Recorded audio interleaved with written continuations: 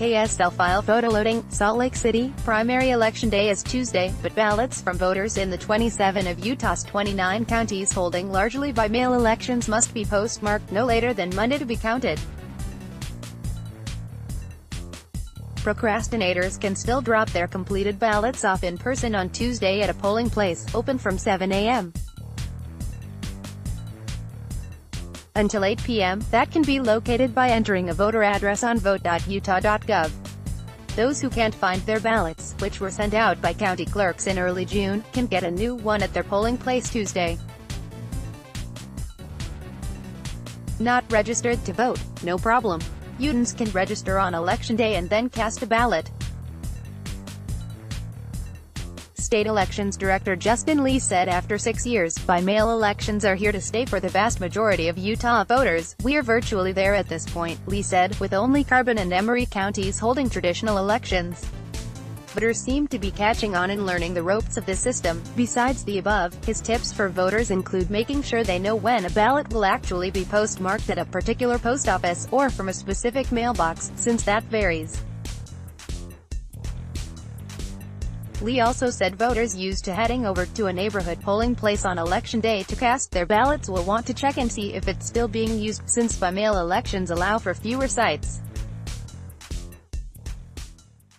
And while it's too late to change political parties for the primary, unaffiliated voters still can choose to affiliate as a Republican at the polls on Tuesday to vote in that party's closed primary election. Any Democratic primaries are open to all voters. By-mail elections may help boost voter turnout, he said, which is on track to exceed previous primaries. Salt Lake County, the state's most populous, had already matched 2016's just under 27% primary turnout by June 18. "What we have seen with smaller turnout elections like primaries and municipal elections is that just getting a ballot in the mail is probably the best advertising there is an election," Lee said. That seems to be helping turnout. Also boosting voter participation is the race between the GOP's 2012 presidential nominee, Mitt Romney, and state rep. Mike Kennedy, R. Alpine, for the Republican nomination for the U.S. Senate seat now held by retiring Senator Orrin Hatch, R. Utah. Clearly, the Romney-Kennedy primary is the one that is attracting attention.